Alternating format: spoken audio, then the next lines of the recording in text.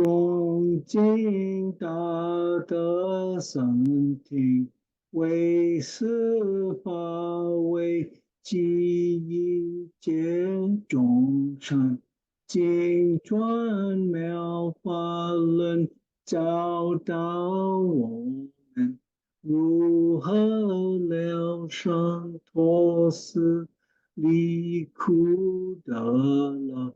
速战无伤。Will the Sangha with great virtue out of compassion for the sake of this assembly and all living beings, please turn the wonderful Dharma wheel to teach us how to leave suffering and attain bliss and end birth and death, and quickly realize non-birth. Namo tassa bhagavato arahato samma sambuddhassa. Homage to the blessed, noble, and perfectly enlightened one.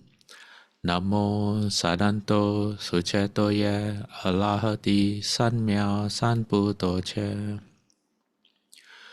无上甚深微妙法，百千万劫难遭遇。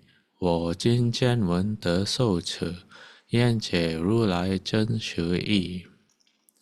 Supreme and wondrous Dharma, subtle and profound, rarely is encountered, even in a billion eons. But now we see and hear it, and accept it reverently. May we truly understand the Buddha's actual meaning.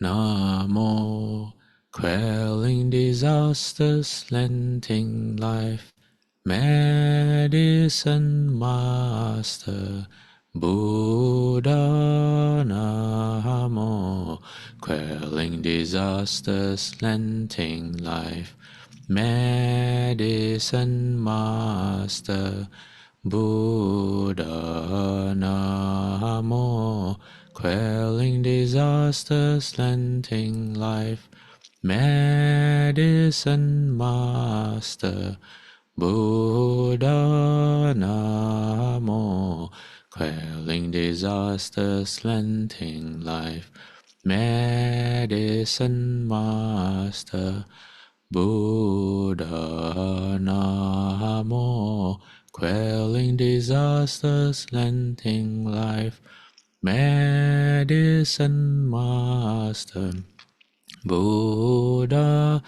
Namo, quelling disasters, lengthening life, Medicine Master Buddha. Namo, quelling disasters, lengthening life, Medicine Master Buddha. Medicine Master does come one, Medicine Master does come one, Medicine Master does come one, Medicine Master does come one. Buddhas, Bodhisattvas, Venerable Master, and all good knowing advisors, Amitabha, welcome back. This is lecture number 144. Yes. Okay, let me get to this slide.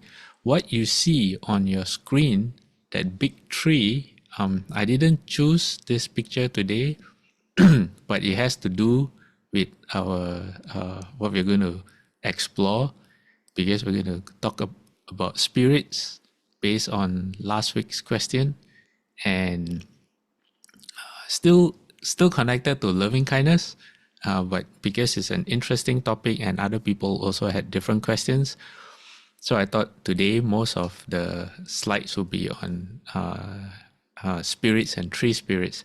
And this tree that you see in front of you, this huge tree, I think it's a fig tree, I'm not sure. This is in Indonesia. It is where Borobudur is located. So this is the small town, I think the nearest town, or I don't know if it's known as, I'm not sure what the name of the town is. Is it even Borobudur? I don't know. But Borobudur, the ancient ruins of the ancient Buddhist temple. Yeah, this tree is very near Borobudur. Okay, let me share my slide. So last week, Sui Ling had some questions about trees and spirits, and let me see, Sui Ling here with us today. she's not she's not here. Okay, I'll let her know, and she can use the she can join on you through the YouTube, I guess. Okay, anyway, all right, hold on, let me not let me select the, because it's not the first slide. Let me select my slide. Okay, then I will share screen, which is now. Okay. All right, so earth spirits. Okay, and last week I shared a story about a monk who was accused of smelling a lotus flower, and this is the exact sutra. It's called the Ganda Tena Sutra, and it's in English. It means the scent thief. That means someone who stole the smell, the fragrance of the flower. Okay, before I continue, does anyone have any questions you want to ask, or anything you want to bring up from last week, or anything related to the Dharma? I don't remember if I asked already. Okay, Isabella has a question. Questions on 4 hands: loving kindness, joy, equanimity, and compassion. Is that related to my earlier question on the sutra that I shared, Isabella? Okay, all right.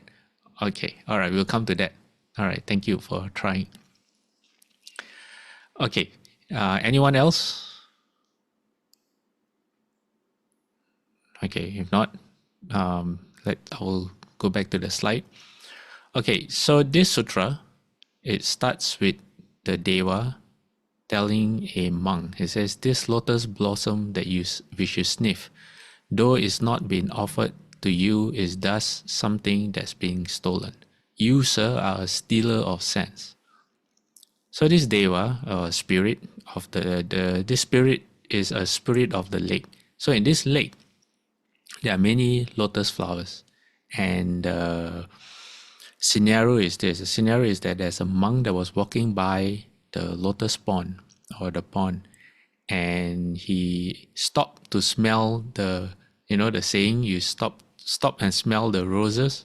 Yeah, that's what he did, but he stopped to smell the lotus.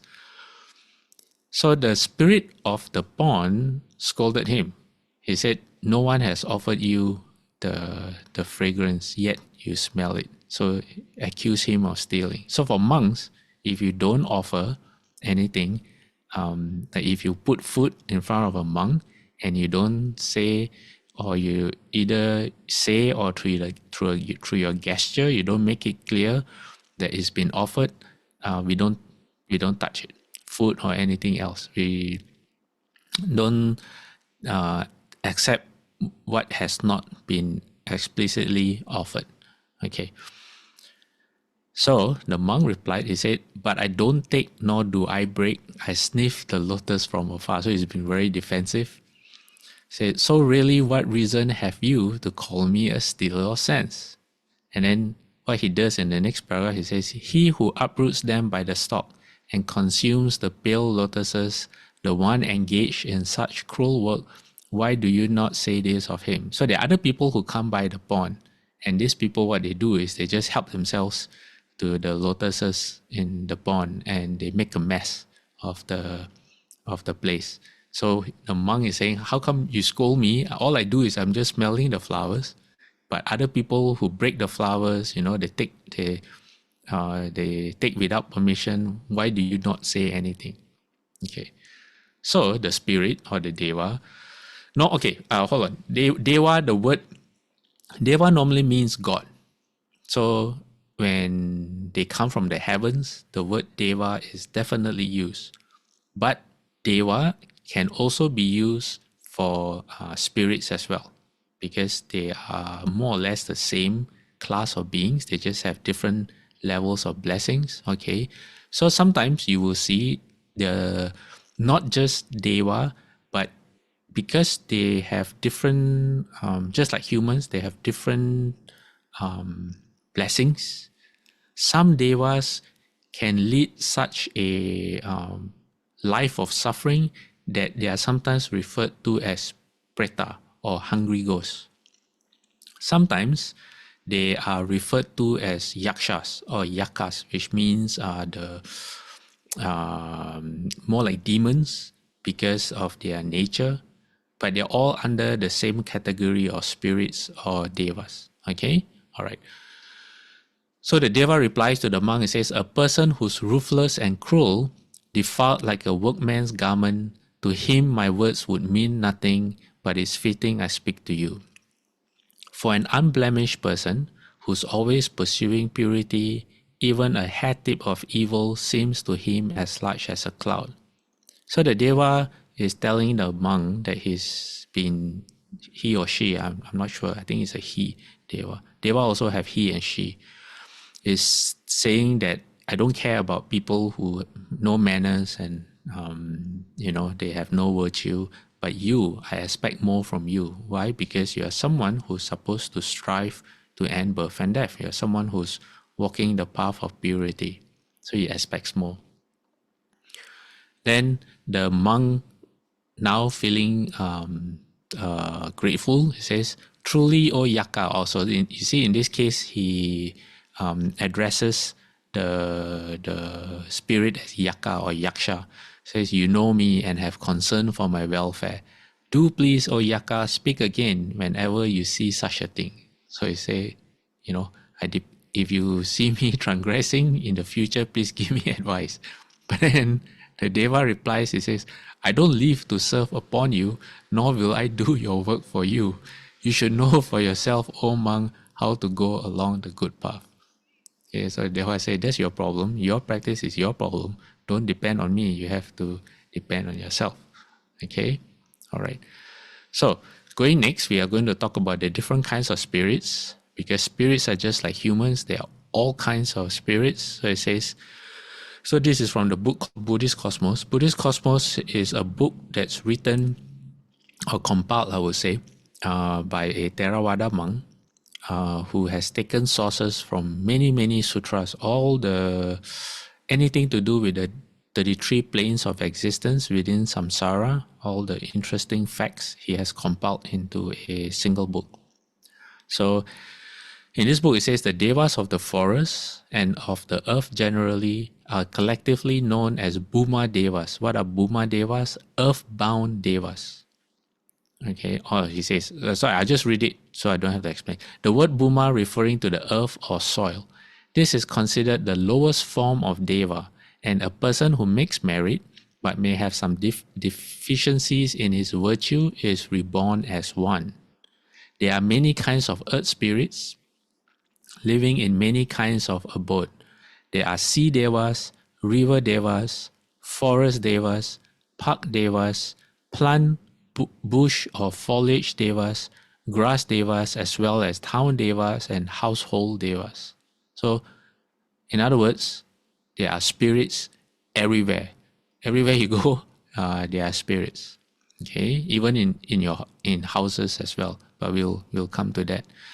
Okay, so Bhuma devas means earth-bound spirits. Why? Because there are spirits that live in the sky, and then above them there are spirits that live in the heavens, also known as devas. That's why there's this category, and they say this is considered the lowest form of deva. So there's a story. There was a man. This story is in the sutra. So there was a man who had a very spoiled life. He had money, but he wasted all his money because he inherited his money from his parents. And then he committed crimes to try to get more money. And he was caught. And when he was caught, he was sentenced to die. So when he was led to his execution, there was a woman there who took pity on him. So the woman gave him some sweets for him to eat before he died. So remember Mahamoggallana, who was around the place at that time, realized that this man, because he was going to be executed. When you get executed, normally your state of mind is very is full of emotions and fear. So Venerable Mahamoggallana realized that if he didn't do anything, this person after his death will be reborn in the hells. Also because he committed a lot of offenses when he was alive. So what he did was he appeared before the young man. He just stood next to the young man. And because he knew the young man had the sweets in his hand.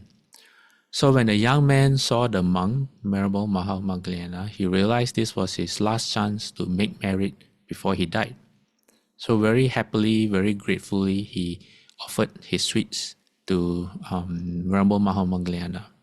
So by this act, by right, because his heart was full of joy at being able to create merit at his last few moments of being alive, he was supposed to be born in the heavens, except that because of his habits as a normal layperson, he had joy for giving, for doing the act of generosity to Venerable Mahamoggallana, but at the same time, the young woman who gave him the sweets was very attractive. So he also had thoughts of lust to the young woman. He couldn't help himself. This was just his mind, his karma operating normally, his habits. So because he had this mix of thoughts in his mind, instead of ending up in the heavens, he was born still a spirit, still a deva, but he was born in the as a earth deva who had to live in a tree. Yeah, so that's the story given for this. Okay, let's move on. So it says some of these spirits enjoy a kind of symbiotic relationship with humankind. Human beings venerate them, make ritual offerings to them, and in return, they protect the health and wealth of their human benefactors. These are called Balipatigahika, those who receive offerings, or devas who receive offerings. So Shufu has mentioned something about spirits like that before. Specifically, spirits who, if you have an altar at home and you make offerings at the altar, the spirits live off these offerings. I've been trying to find, I remember Shufu saying that, but I cannot find the source. If I can find it, I will share it one of these days. If you all know which, where it's published, which Dharma talk, please let me know. Okay, have any of you heard Shufu or read Shufu say that before? They are he calls it, I think, altar spirits. Do you all know about that? Anyone? No? Yes? Okay, anyway, if you know it, please let me know. Okay, then going on, he says, the Buddha approved of this practice, provided it did not involve sacrifice of living beings. He listed making such offerings among the factors which tend to growth of a layperson's health and wealth, and said that if proper respect is not shown, then they will not be happy and will fail to provide protection. The commentary identifies these devas with family ancestors who have been reborn in their state. So there's a mixture of this. Usually, the spirits that you find in your house, according to here, they are past family members. Either, but it doesn't say whether it's 7 generations from this current life or 7 generations from 7 past lives. It's not sure. Sometimes they give different accounts, but there you go. That's the reference. That's why in Chinese cultures and other cultures you have the ancestral plaque, and you make offerings to that. I guess the origins may have come from this, or even older, because this is not a Buddhist practice. It already existed before the Buddha's time. Okay, and anyone, if you have opened your spiritual abilities and you can see, you will be able to see this for yourself. Okay, then it says there exists a kind of class system among the earth devas, with the most exalted living in great trees and the most humble in lesser vegetation. So there's actually a story. It says the following is an excerpt from a Jataka. Jataka means stories of the Buddha's past lives. The Buddha told as a teaching against class prejudice. That means when you discriminate against people, you think that just because someone has nicer clothes or better education or more money or whatever it is, more handsome, or you think that people are better or not based on that. So what's the story? There was a powerful Deva king who was reborn as a Ruka Deva. Ruka Deva, if I'm not mistaken, means tree spirit, dwelling in a huge, straight, beautiful blessing tree in the king's garden. I'm not sure why it's called blessing tree, but this was a great big tree in the king's garden. In the same garden dwelt a humble Deva in a clump of kusa grass. Okay, so devas also have different kinds of blessings, just like human beings. And then the story goes, it's not a story, this is actually the Jataka tale. I mean, yes, it is also a story, but it's not fiction, it's fact. So one day, the king ordered the big tree cut down to make a new pillar for his palace. The royal carpenters made a sacrifice to the tree and announced that they would be felling it the next day. The Ruka Deva, or the tree spirit, was distraught and fearful for the loss of his home, not knowing where he would flee with his children. None of his friends among the other devas were able to help, except for the Kusa grass Deva, who hit upon a ruse. Okay, Kusa grass, if it sounds familiar, Kusa grass is a type of grass called sweet grass. And when the Buddha, before he became the Buddha, when he went to sit under the tree for 49 days, he was offered kusa grass to sit on. So that's why the term kusa grass may be familiar. Okay. So what did the kusa grass spirit do? He took on the form of a chameleon and he caused the appearance of holes in the trunk of the blessing tree. So he made the tree look like it was not strong. It was diseased.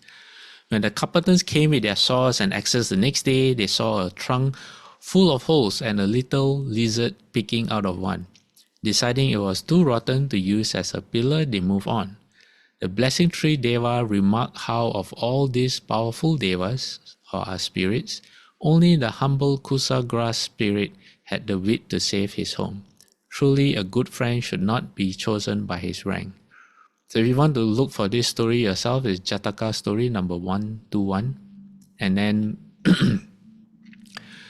the Buddha said, at the end of the Jataka tale, the Buddha said, who was the spirit living in the blessing tree? It was Venerable Ananda in his past life. And who was the little Kusa grass, the humble Kusa grass spirit? It was the Buddha himself in his past life. Yeah. Okay. Now, in more for types of spirits, the book says the relations between earth spirits or Bhuma Devas and humans are complex or can be complex. Sometimes humans worship earth spirits, as we have seen, making food offerings at their trees. There are accounts of this happening in ancient India, and the contemporary Thai custom of building spirit houses is another form of this custom. We see that in Malaysia as well. You see in Taiwan. Sometimes you go to the jungle, you see people making offerings to trees, but they do that not more for gambling reasons. They want to play the lottery. Okay, anyway, sometimes they reward their worshippers, for example, by revealing buried treasures to them. And Jataka 307 has a story, or in what I just said, by giving you lucky lottery numbers. Although the devas are generally benevolent towards humans, it seems that our coarse physical form and particularly our odor is offensive to them. On the other hand, the scent of a moral person is pleasing to the devas and travels even against the wind. So this is, I think, normal if you have read what Shufu talks about when he explains the world. Shufu says that heavenly beings, they dislike human beings because we smell really bad to them. However, if you are a virtuous person and you know how to treat people well, then they actually want to draw near to virtuous people. Yeah. Okay, so let me see. I'm deciding whether to share a story or not. I think I will. Okay, so the part about benevolent, or sometimes the spirits harm people. So there's this story. There were 1,000 families. This is during a different time. 1,000 families seeking a home. So they were on a very large ship, or maybe a few big ships, and they were looking for a place to stay. And they found this island, which was filled with all kinds of fruit trees and fresh water to drink. And they decided to make a home there. So when they arrived at the island and they decided it was a good place to live, there was already one person living there who had drifted to the island a long time ago.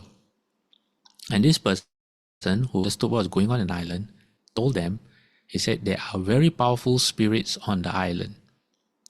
And the only way they will not harm you is if you, as you stay here, you always keep everywhere clean. And one of the ways to keep everywhere clean is when you have any body waste, you must bury the waste from your body. So they believe him, and that's what they did. So for a long time, they had a very nice life that they built on the island. And then it says one day they had a festival, and at the festival they had a lot of wine. They made wine, they gave a detail, they made wine from sugarcane. So they all got drunk. And when they got drunk, they became, I would say, negligent. They became heedless. And they started relieving themselves all over the island. And not just that, but they did not bury their waste at all. So this made the devas, the spirits of the island, extremely upset, because they live there too. You don't see them, but they're there.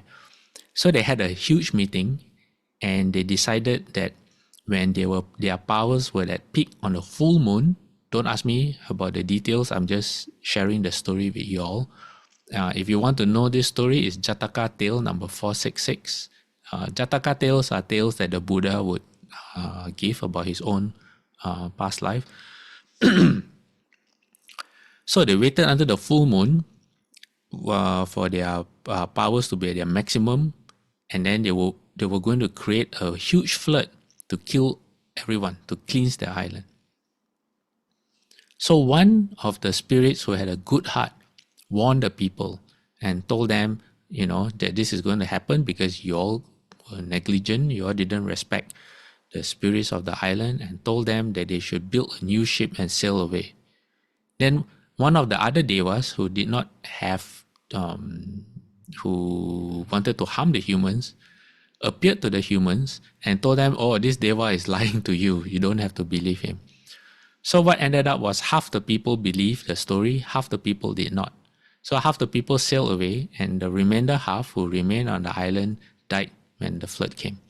Yeah, so that's the story. Okay, Jataka number 466 if you want to investigate yourself. Okay, going on, Buddhist Cosmos says that devas vary in terms of wisdom. The foolish and greedy ones set up their abodes in solitary trees close to human villages, hoping for worship and offerings, whereas the wise ones choose to dwell in remote, dense forests where the interlocking branches protect the trees against storms. So just like humans, the more wisdom you have, the higher your cultivation, the less you want to be around other humans. Same for spirits as well. And it says Ruka Devas, or those living in trees, have some governance over the tree and have their duties to perform. It's called Ruka Dharma, or tree duty. So there's actually a sutra called the Dhammika Sutta, number AN or Anguttara Nikaya 6.54. And I'll give you a short version of the story. What is this short version? A long time ago, this was a time when human beings had different abilities than now, where the lifespan was longer. there was a king, and this king had a garden, and there was a huge tree in his garden, and it was so famous that the tree had a name, was called Supatita. That's the name of the tree.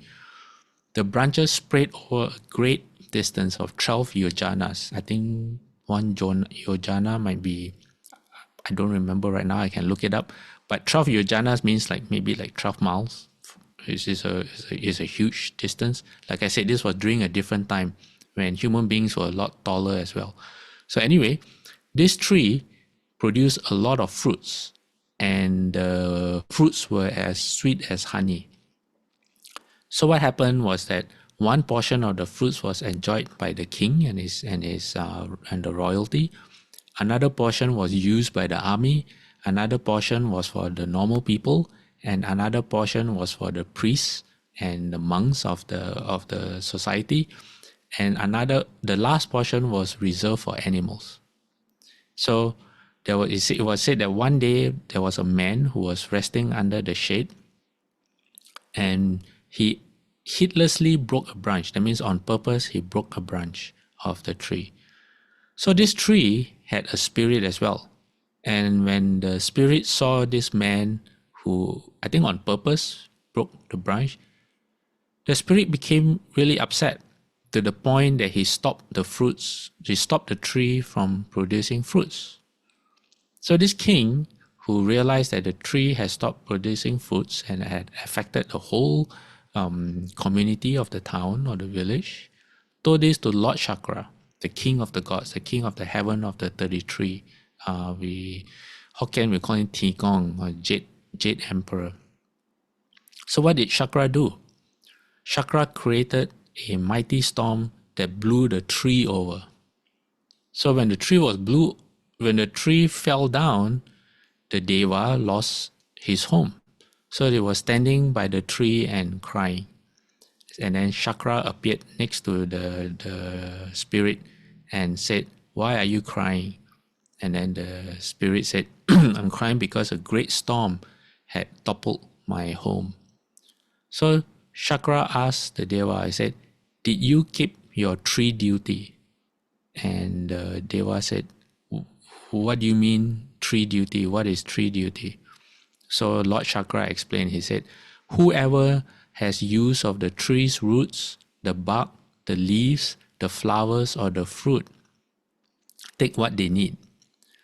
Yet the spirit of the tree, meaning him, cannot get upset, because this is the duty of the tree. That's what the tree is for. So the spirit that's guarding the tree should allow this to happen." So the tree spirit said, "Oh, I will agree to do that from now on." And then Chakra used his magic powers to make the tree whole again, and he got his home back. So that's the story. Okay. At this point, there are more, but let me ask, does anyone have any questions? Oh, sure. I would like to ask. Yes, If we Ron. go out into we see a field, can we assume that there are spirits there? When you see a what? A field, like, A field, like an empty field? yeah, empty field, that has grasses and stuff like that, I don't know. According to the text, there are spirits everywhere. Okay, so all Okay. right, so you know how, especially in Asian cultures, on the 1st and the 15th, the Taoists do that a lot. So on the 1st and the 15th, they observe a vegetarian diet. Okay, and if you observe the 8 precepts, if you have taken the lay bodhisattva precepts, the 1st and the 15th are just 2 of 8 days that you observe the fasting precepts as well. So why do they do this? Well, on the 1st and the 15th, that's when the Lord Chakra and his children, Lord Chakra comes down on the 15th, I believe, and his children come down on the 1st, and then there are other days as well. So what happens is this: they come down from heaven to record down the deeds that you do, and they don't how do they record down the deeds that you do? They don't get the report. They don't follow you every day, every hour, every minute to find out. What happens is they rely on the spirits around you to report back to them. So in other words, there are spirits around us. In other words, it's safe to assume that just because you don't see them does not mean that they are there. All right? So in other words, they are there everywhere all the time. Okay? All right, coming back to types of spirits. So it says some Bhuma devas live in towns and cities. These are known as Nagara Devata. It seems that their favorite dwelling place is over a gateway, such as found in the walled compounds which were the homes of the wealthy in ancient India. And there's a story about this. Okay, this story is, I think it's a famous story. It concerns Anatta Pindika. Who is Anatta Pindika? Okay, you know of the Jetta Grove, the deer park in Jetta Grove. I think they're the same thing. Anatta Pindika is known as the foremost of the lay disciples of the Buddha. That means he's the number one supporter of the Buddha in terms of providing the requisites, providing food, medicine, and all that. Ron, do you have something else to ask, or? No, I don't. Okay. You answered it. Thank you. Okay, then I'm going to mute your. Okay, you're muted. Good.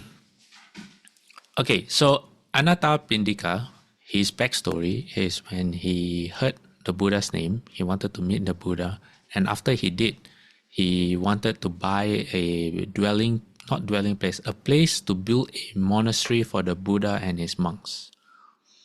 And he found a place, but it belonged to Prince Jeta.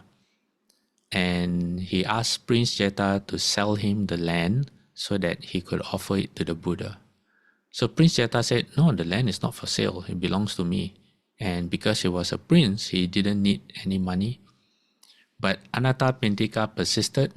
So Prince Jeta made a comment which he thought that is too ridiculous, that it would never happen. So he said, okay, I'll sell you the land if you can cover the whole land with gold. He said that, happily thinking that will never happen. But he didn't realize that not only was Anatta Pindika a very rich man, but his faith in the Buddha was so strong that, that level that he was willing to do anything, even cover the entire field with gold coins, which he did.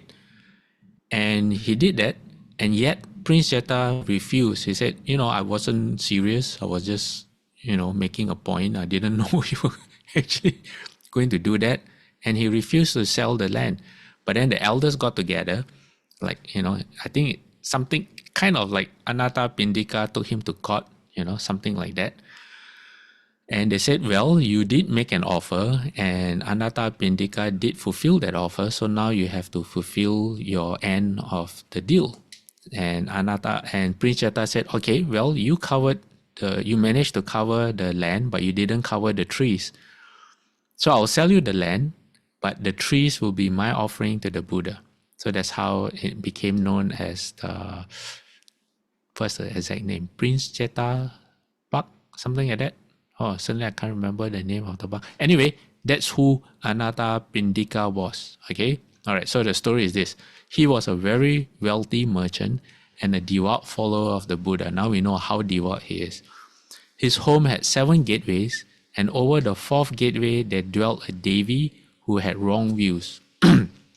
Okay, why Devi? Devi means female spirit.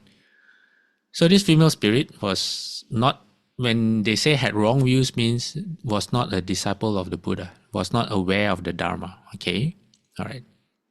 Now what happened? Whenever the Buddha or one of his disciples came to see Anatta Pindika, she was compelled to leave her place and flee to the first floor. Okay, why does she have to do this? There are certain rules that spirits have to follow. So whenever the Buddha came or one of the Buddha's disciples came, I think based on this, that the spirit cannot be in a higher location than the Buddha or the Sangha. So they have to come down to the ground floor. So this made her really annoyed. Because why? Anathapindika, being the foremost supporter of the Buddha and the Sangha, would always welcome them to his house for food. I think every day he would allow offerings of food to be given out. So that means every day lunchtime or any time a monk or the Buddha were to come, she would have to come down from her house as well. So she had a plan. She appeared to Anathapindika hovering in the air.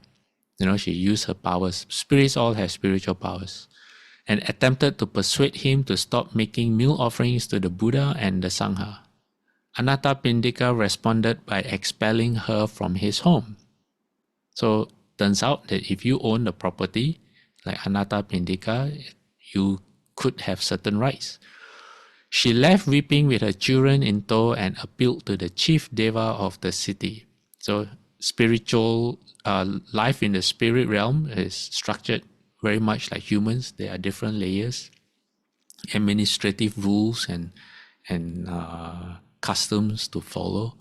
All right, so what happened? He had no sympathy, calling her wicked because she was not she tried to dissuade a disciple of the Buddha. So what did she do? She went higher. She appealed her case to first you start off with the lower courts, then you go to the higher courts. So that's what she did. She went to the 4 great kings, which is the first heaven above our world. And she also got the same results. The 4 heavenly kings ignored her. Then she went to the next higher level, which was Shakra or Saka, king of the devas in the Triumtrimsha, or here the Pali spelling is a Tavam Timsa heaven. He told her that Anathapindika had almost exhausted his wealth and advised her that she could make amends by finding him more. So what happened was this. There was a point in Anathapindika's life that his how do you pronounce V-A-S-T, was. His vast treasures were close to being depleted because he spent all his money on the Dharma, on the Buddha, the Dharma, and the Sangha. And there were people who owed him money but didn't pay back money, and he lost some money at sea. His treasures were lost at sea. And something else, there's a story about all this that happens. So what Chakra did was to tell the spirit that she could make amends by restoring Anathapindika's wealth. So that's what she did. She used her spiritual powers to recover the treasure from the sea. That's the first thing. And second thing she did was not just restore his lost treasure, but she found him new treasure that was buried underground. And the third one she did was, I don't know how, he says, going with some fierce young yakshas to dun, how you pronounce that, his negligent debtors. In other words, she took some very fearsome spirits to intimidate people who owed Anathapindika money to pay back the loan. Kind of like you hire gangsters with you to, intimidate someone. Yeah. So after she did all this, she again appeared before Anathapindika and begged his forgiveness, which he gave her after taking her to the Buddha to take the triple gem or triple jewel as refuge. So that's the story here. Okay, I have a few more interesting stories. Let's do one more story and then we can ask questions. This story is about the tree spirit and the bung, okay? And it's from the Dhammapada. So Dhammapada usually has a verse. If you look at the Dhammapada book, it's just verses, but this is from the commentary. So the verse is, whoever checks his arisen anger as though it were a rolling chariot, I call a true charioteer, others merely hold the reins. So the Buddha is saying, if, like a runaway chariot and you can stop, meaning if your mind is overcome in anger, but yet you can still stop, then the Buddha calls him a true charioteer. That means a true practitioner. Okay, so what's the story? And it says, this happened after the Buddha allowed the monks to go into the forest.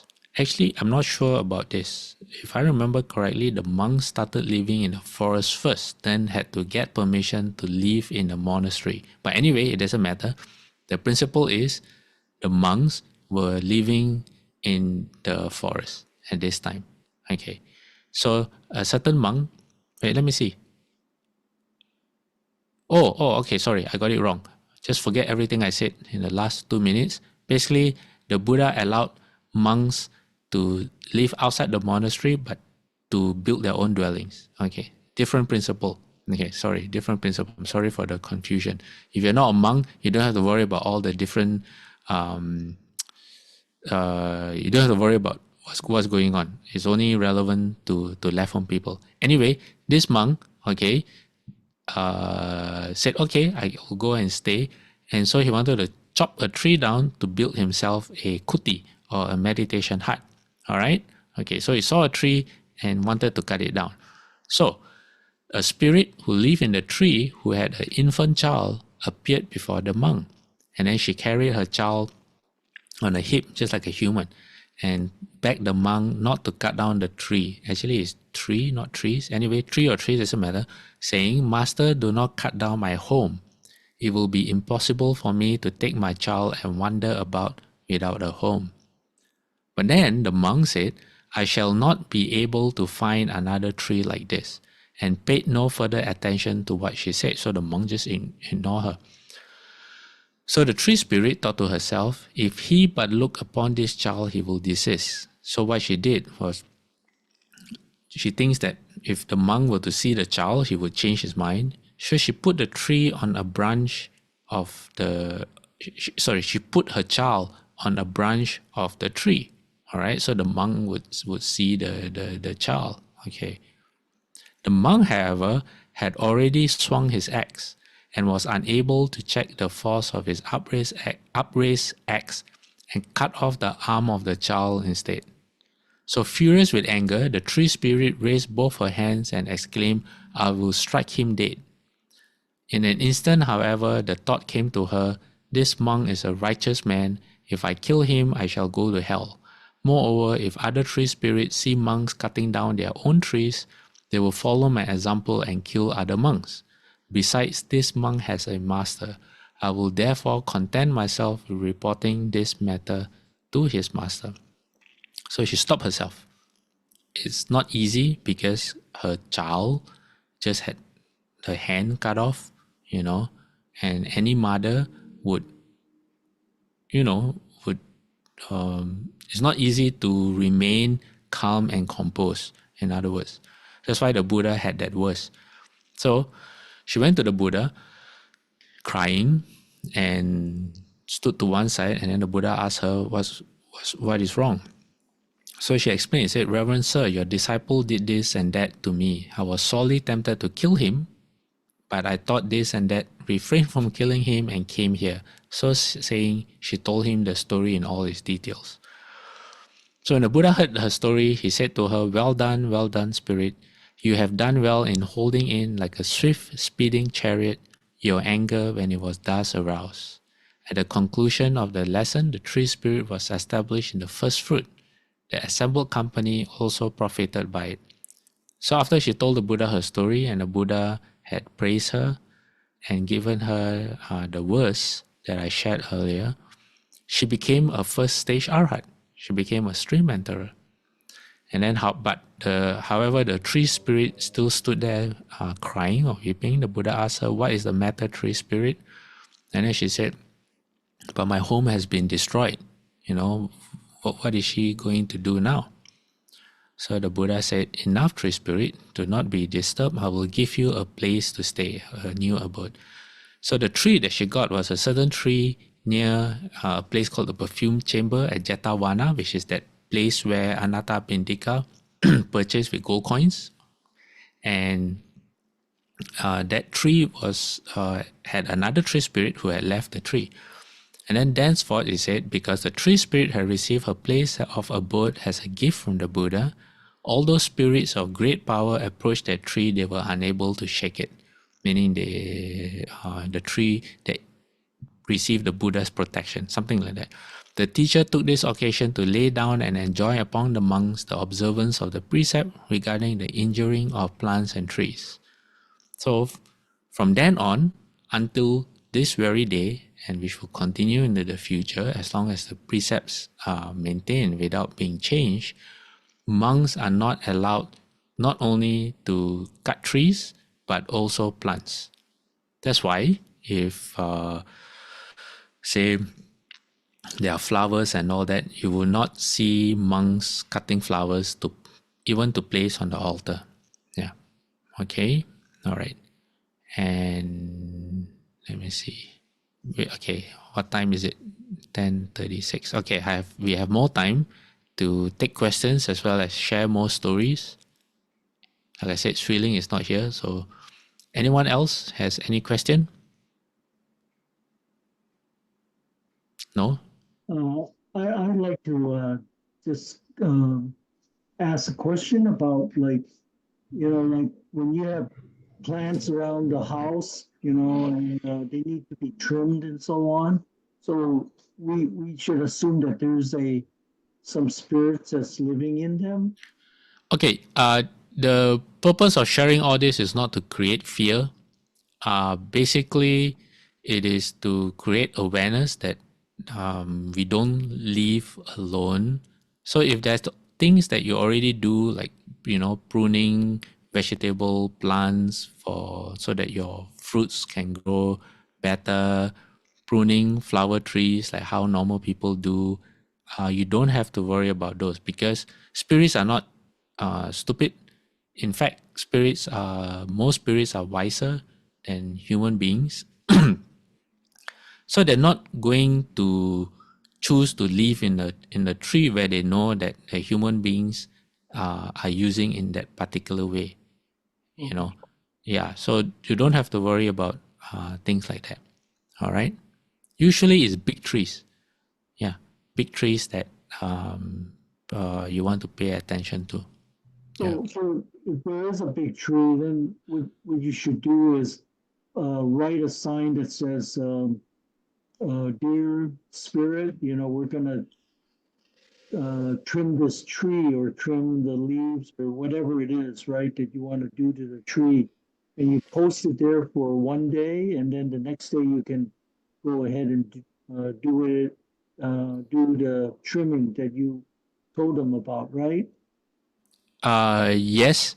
But maybe longer than a day if you can, because usually these things we kind of plan ahead. So the more time you give, I think is the I'm not sure how long spirits need. Okay, I have no idea, but I guess if you put, I think the best way to understand this is you put yourself in that position. And if someone comes to tell you, okay, you can't stay here anymore, you have to leave, what do you think is fair? How much time would you want to be given? So at least a week, maybe 2 weeks. If longer, if you already know longer and it's not urgent or rush, then give more time. Yeah. As long as your intent is you have thoughts of loving kindness and compassion, then you just try your best. Okay.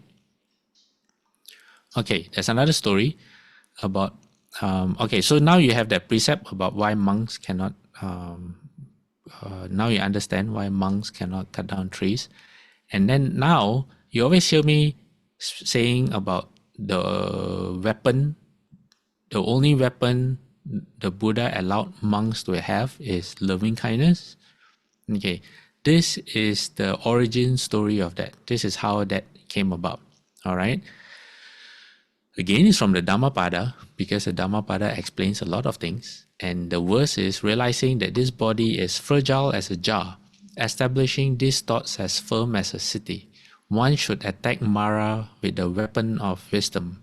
One should stand guard over Mara when he is defeated. One should never rest. So that's the verse of this Dhammapada. But what's the story or the commentary behind it? Ron, do you want to say something? No, Okay, all right. Thanks for muting. All right, so where was this? At Savatthi, 500 monks obtained from the teacher a subject of meditation leading to arahatship with the intention of devoting themselves to the practice of meditation, went 100 leagues to a large village.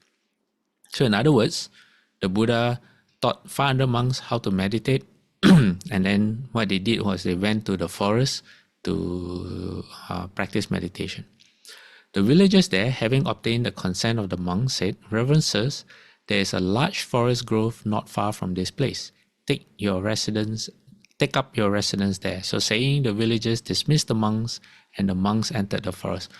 So what happens in the traditional setting where there are forest monks is that the Buddha said that as you dwell in the forest, you cannot be too far from lay people for a few reasons. One of the reasons is because the relationship that the Buddha established between monks and lay people. The monks do not cook, and the monks do not, now that the monks cannot cut down trees and all that, the monks cannot also pluck fruits to feed themselves. So the monks rely solely on the generosity of lay people for sustenance. In turn, the lay people rely on the monks to provide them with the Dharma so that they can create wholesome karma and with the goal of ending their own birth and death eventually. So that's the relationship that the Buddha created between lay people and monastics. So every forest dwelling monk cannot stay too far away from lay people. You have to stay somewhere near, not too near, but near enough. Usually within maybe an hour, maybe maximum 2 hours that you walk from the forest to where the lay people are. Yeah, around about 1 hour. 1 hour is ideal. Yeah. Okay. So the virtuous spirits dwelling in the forest grove thought, a company of monks have come to this forest grove. That means the monks have come to where they stay. If, however, these monks dwell in this forest grove, it will be improper for us to take son and wife, climb the trees, and live here. Accordingly, they came down from the trees, seated themselves on the ground, and reflected, the monks will surely leave tomorrow morning. But on the following day, also the monks, after making their rounds for alms in the village, return again to that same forest grove. So you see, there's again the spirits. When there are monks around, the spirits have to come down. They cannot stay higher. I haven't come across an explanation for this. I think it's out of respect. And also maybe that's the custom in the spirit world. Anyway, it also says they cannot, improper for us to take son and wife. So spirits also have relationships just like human couples. So I guess that's what they mean. They can't live like that out of respect. Okay. So thereupon the spirits thought to themselves, someone must have invited the company of monks for tomorrow, and for this reason they have returned. Tomorrow they will surely depart. So reasoning in this way, they sat for a fortnight on the ground. So they tolerated the monks at their interrupting their normal life for up to 2 weeks. That's a long time. And then they realized after 2 weeks, then they thought to themselves, it is doubtless the intention of the monks to remain right here during these 3 months, because 3 months are the rains retreat where you you stay in one place and you don't move for 3 months. So it dawned on the spirits that, oh, these monks are here to stay for at least 3 months. It says, we are unable to live as we like, and it greatly wearies us to sit here on the ground. By what means can we best drive these monks away? So they want to reclaim their normal lives. They want to drive the monks away. So the spirits caused the monks to see bodiless heads and headless trunks, and to hear the voices of demons. At the same time, the monks were afflicted with sneezing and coughing and suffered from many other ailments besides. They said to each other, we ought by all means to leave this place. This is such an unpleasant place for us. let us go to the teacher, meaning the Buddha. So they went to see the Buddha to explain. Okay, you all got that? The spirits, basically you start seeing ghosts, heads flying around, or without bodies, or bodies without heads, and you start hearing, voices or demons. Like, if you ever watch horror movies, or your elder brother or sister try to scare you with ghostly voices, yeah, that's what the monks were hearing. So they told the Buddha what happened, and the Buddha said, monks, were you unable to dwell in that place? Monks, to that very place you have to return. Says, when you went there the first time, you went without a weapon. Now you must take a weapon with you when you go. So I said, okay, I'm not going to leave you defenseless. Okay, I'm going to teach you how you can protect yourselves. So the monks asked, what kind of weapon, Reverend Sir? The Buddha said, I will give you a weapon, and the weapon which I give you, you are to take, is this. Then he recited the Metta Sutta, or the Sutra on Loving Kindness, the Metta Sutta. So the Buddha said, you recite this sutra from the forest grove before you enter the place that you stay. And after you recite the sutra, then you may enter. So the monks went back to the place, they recited the sutra. Not only that, if you understand the purpose of the sutra is a practice. It's not just reciting with your mouth, but you also have to radiate loving kindness. And after they did that, then they entered the forest grove. And then thereupon, the spirits residing throughout the forest grove conceived friendly feelings in their hearts for the monks, came forth to meet them, and asked the monks to let them take their bowls and robes, offered to rub their hands and feet, posted strong guards on all sides, and sat down together with them. You see how powerful loving kindness is?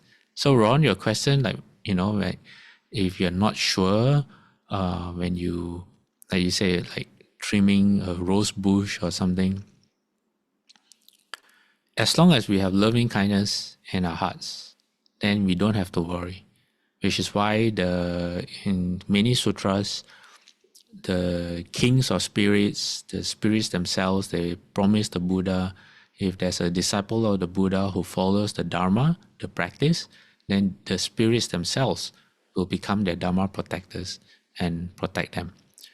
So from then on, there were no longer any disturbances. The monks became tranquil, and many of them attained insight. That means they were successful in their meditation. And when they saw impermanence, they were woken to the state of impermanence. They had the thought, by reason of its fragile and unstable nature, this body is like a potter's vessel. And a potter's vessel is made of clay. You just drop it and it will break, right? So that's how delicate having a body is. We can die at any time. So the Buddha, although he was in a different place, he knew that the monks had developed insight, and he spiritually manifested in front of the monks. And that's where he recited this Dhammapada verse that you see on your screen to them. Okay? All right, it is time.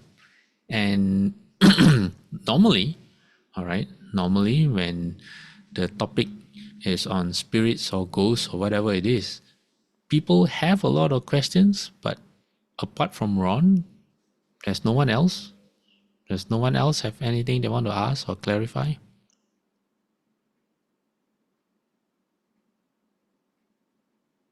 This is unusual. Ashu, I'm a little bit Yes. stunned with this lecture today. I think I'm trying to absorb. I think everyone is as well.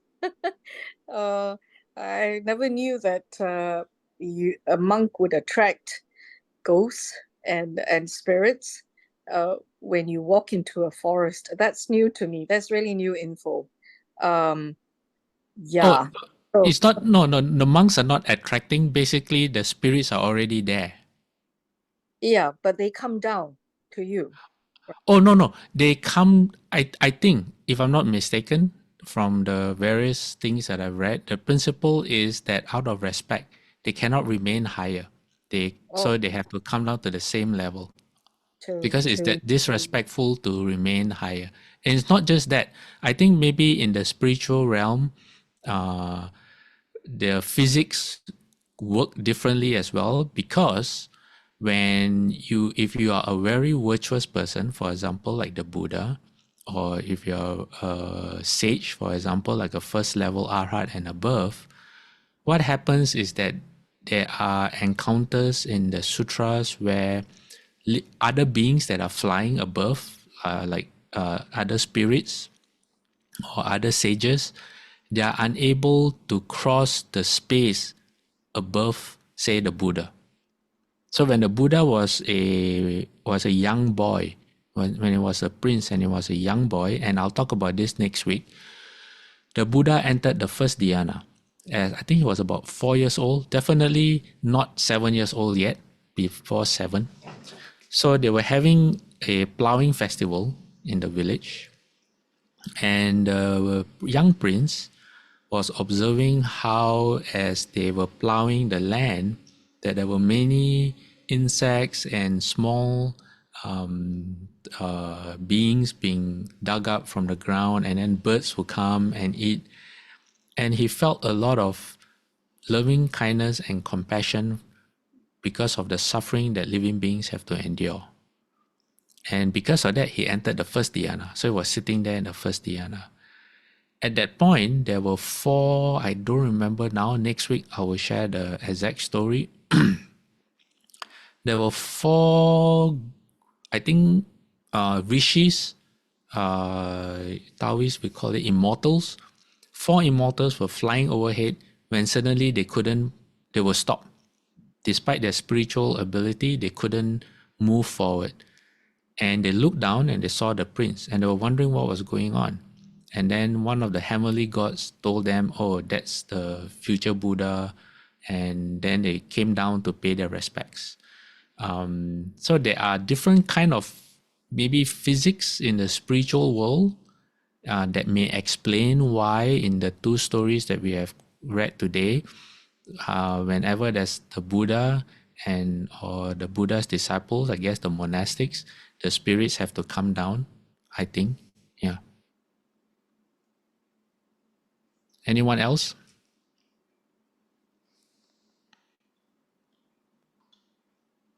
Okay, so coming to Isabella's question.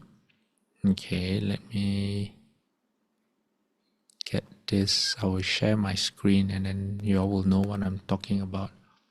Where's my Word document?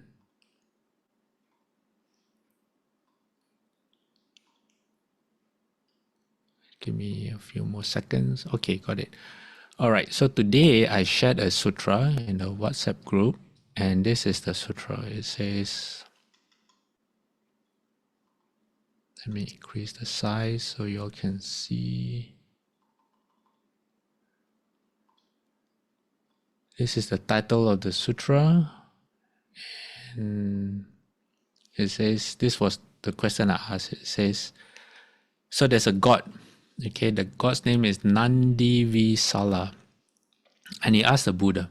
This god is a real god, as in from the heavens. Okay, and he asked the Buddha. He said, 4 are its wheels and 9 its doors. It's stuffed full, bound with greed, and born from a bog.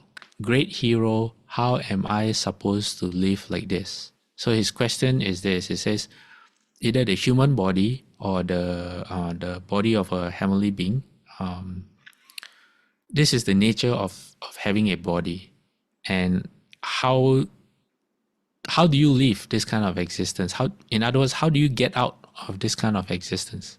So the Buddha's reply was, having cut the strap and harness, wicked desire and greed, meaning greed and desire are the 2 things that hold us back, that bind us into samsaric existence.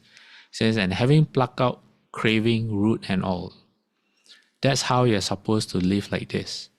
So amidst this life that we have, with this body that we have, living in samsara, this is what we are supposed to be doing, not what most people are doing. Most people are just enjoying themselves, creating more karma for rebirth. But the Buddha said that you should use your time right now with this body that you have to eliminate desire, greed, and craving at the root. Okay, all right. So the question is this: 4 are its wheels and 9 its doors. Okay, so Gary gave the answer for 9, which is the wholes of our body, the 2 ears, the 2 eyes, the nostrils. We have 2, 1 mouth, and then you use your imagination for the other 2, you get 9. Okay, that's where our body filth comes out from our bodies, where we emit tears and urine and the waste of our body, the impurities. So that's what 9 is. 9 is doors. 4 refers to the 4 kinds of birth. What are the 4 kinds of birth? Let me see, where's my notes? The 4 kinds of birth is birth from egg, birth from a womb, birth from moisture. So humans are born from wombs, and chickens and snakes are born from eggs, and then moisture born, and the other one is transformative birth. For example, spirits are born spontaneously. They don't go through spirits and gods in the heavens. You are born, how you say, almost like magically. Yeah, just like that, you are there. You don't go through the process of being conceived and your embryo is gestating and all that. Yeah, none of that nonsense. So meaning, I think these 4, if I'm not mistaken, these 4 ways of birth are the only ways you can get born in. I think there's another one by thought, but 4 is a common one. So 4 is how we come to be and how we revolve, meaning the wheels. We travel through these 4. I'm not saying my explanation may not be correct. Okay, I'm also guessing, but I'm making an educated guess. If you have a better answer, or you think a more appropriate answer or an alternative answer, please share. And so this is 9 is doors, is also referring to the body. Stuffed full. Sifu says our body is a stinking skin bag, bound with greed. Okay, greed is the thing that binds us to birth and death. Born from a bog. I'm not sure what born from a bog can be interpreted as. Maybe the womb is like a bog. A bog is a swamp, right? Right? Is a bog a swamp? Let me see. Let me ask Google. Meaning of B-O-G, bog. Wet muddy ground, yeah, like a marsh, like a swamp. Yeah, meaning the way we are born, I think. I'm not sure. So that's why I ask people to for their opinions to see what they say. Okay, all right. So any more questions?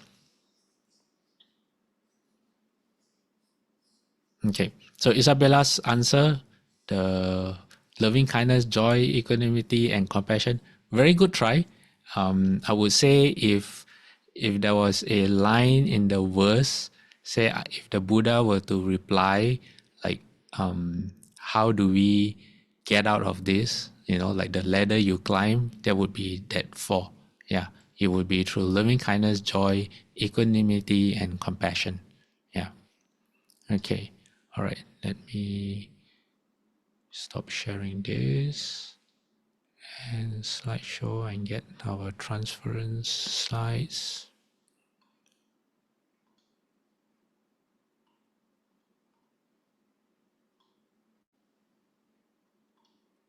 Okay. May every living being, our minds as one and radiant with light, share the fruits of peace with hearts of goodness, luminous and bright. If people hear and see how hands and hearts can find in giving unity, may our minds awake to great compassion, wisdom, and to joy. May kindness find reward, May all who sorrow leave their grief and pain. May this boundless light dispel the darkness of our endless night. Because our hearts are one, this world of pain turns into paradise. May all become compassionate and wise. May all become compassionate and wise. Okay, let's do 3 bows to the Buddha. Second bow. Third bow. Half bow. Bowing respect to the Venerable Master. Second bow. Third bow. Half bow. Okay everyone, Amitofo, and we'll see you next week.